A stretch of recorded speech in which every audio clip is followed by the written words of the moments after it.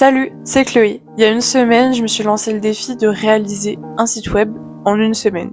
Je vais vous montrer toutes les étapes et tous les jours par lesquels je suis passée pour arriver à ce résultat. Il faut savoir que dans mon école, on a des cours de Elementor, WordPress, Figma, ce genre de choses, mais que pour le coup, on n'approfondit pas trop le sujet. Mais moi, je voulais faire un site web sur lequel j'ai la main. Du coup, j'ai bien dû apprendre et développer ça toute seule pendant une semaine et c'était un bon défi parce que du coup maintenant je maîtrise beaucoup mieux les logiciels dont on nous a parlé en cours. J'avais déjà une base de site web de portfolio que j'avais fait sur Adobe XD, sauf qu'en fait c'est pas un site web que je peux publier. Il fallait que je le refasse et c'est pour ça que je me suis lancé ce défi. Et surtout je voulais être efficace et ne pas abandonner le projet. Donc c'est parti, je vous montre ce que j'ai fait pendant toute la semaine. Le premier jour, j'ai fait le wireframe et la maquette Figma de mon site web. Qu'est-ce que ça veut dire ? J'ai mis en place les éléments, le header, donc les petits éléments qu'on voit tout en haut des pages qui sont fixes, type le logo et les catégories. Moi, ça va être, et c'est ce que j'ai décidé de faire, un site web, une seule page qu'on scrolle, il n'y a pas de pages différentes, tout est sur la même page. Ça, je me suis dit, je vais pas me casser la tête dès le début avec 40 pages et galérer de fou, même si, vous allez voir, il y a quand même une subtilité. Après le header, j'ai séparé mon site web en 4 grandes catégories, dont 3 que j'ai mis dans le menu header tout en haut. La première section, c'est la section héros. C'est la section sur laquelle les utilisateurs vont arriver quand ils vont rentrer sur le site. Moi, en l'occurrence, il y a marqué Hello, je m'appelle Chloé.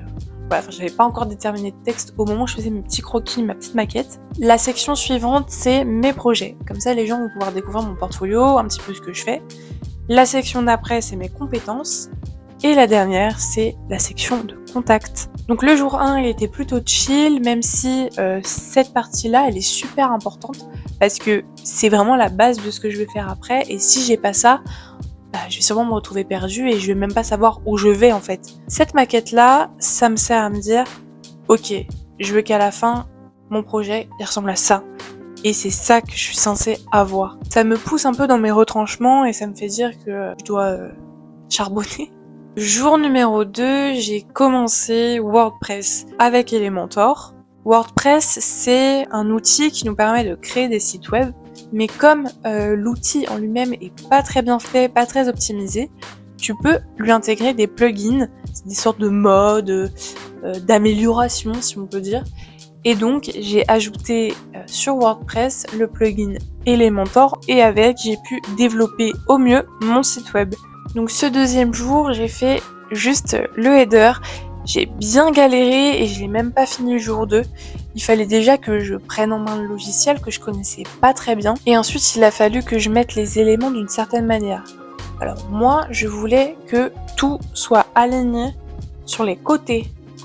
Sauf que ce qui est très compliqué, c'est que souvent les sites web, ils sont plutôt alignés au centre pour que ça s'adapte à tous les formats. Donc j'ai quand même créé la base visuelle de mon header et aussi la base visuelle de mon site web. J'ai intégré la police d'écriture que j'utilise sur tout mon site web. Le troisième jour, j'étais vraiment déter. Déjà, j'ai réglé les soucis que j'avais sur le header, que j'ai pas pu régler la veille. Et ce troisième jour, j'ai aussi monté les blocs principaux, donc des catégories. Et j'ai commencé un petit peu le responsive. Responsive, c'est la capacité de notre site web, en l'occurrence, à s'adapter aux différents formats. En l'occurrence, le site web que j'ai fait, je le faisais sur mon ordinateur. Donc il était adapté au format de mon ordinateur. Et peut-être qu'il y a des gens qui vont regarder mon site web et ils seront sur leur téléphone. Donc il faut bien que eux aussi peuvent le voir avec les bonnes tailles de police d'écriture, les bonnes tailles d'images et aussi la bonne disposition. Le jour numéro 4, j'ai fait les finitions de mes blocs principaux, j'ai géré leur responsive et j'ai aussi fait les liens de mes boutons dans mon header et dans la page.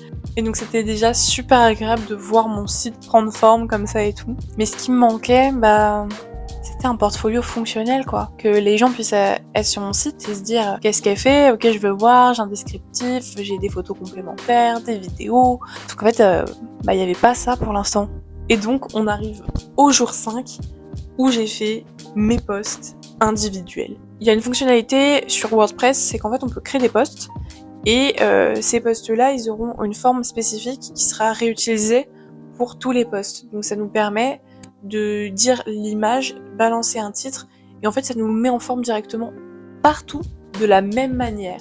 Et en plus de ça, on a un espace inclus où on peut modifier des choses.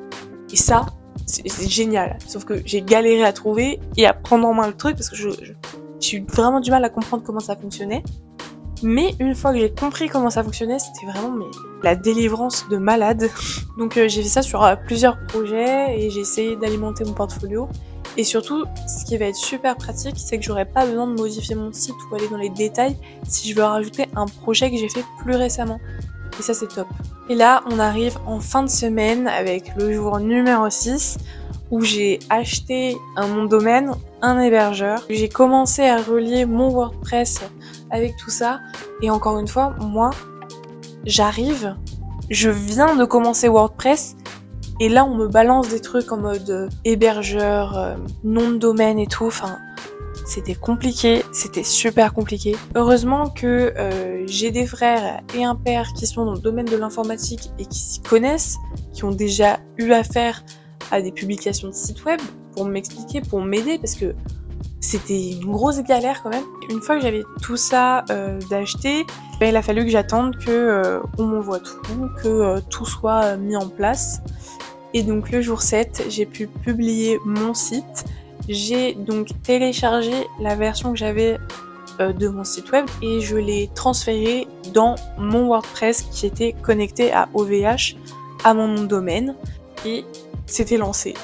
C'était good. Donc à ce moment-là, la première chose que j'ai faite, c'est que j'ai demandé à mes proches qu'est-ce que vous en pensez, et je voulais surtout avoir des retours d'expérience utilisateur. On appelle ça l'UX design, pour savoir comment est-ce que eux ils ressentent la navigation, est-ce qu'ils comprennent où est-ce qu'il faut aller, où est-ce qu'il faut cliquer, ce genre de choses. Quand j'ai publié mon site, j'ai eu des retours et j'ai pu changer quelques petits boutons qui n'allaient pas forcément, c'était pas forcément logique. Et maintenant mon site web il est prêt. Donc si vous voulez, je vous laisse le lien en description vers mon site web, c'est chloelotte.com tout simplement. Et en tout cas, je suis super contente d'être arrivée à ce résultat-là parce que c'est un résultat qui me plaît. C'est aussi là où je voulais aller. J'avais surtout peur en fait de pas réussir à reproduire ce que j'avais dans la tête. Et au final, je suis super contente. En tout cas, voilà, j'espère que ma vidéo t'aura plu. Je te laisse mettre un commentaire pour me faire des retours, t'abonner et voilà. À plus!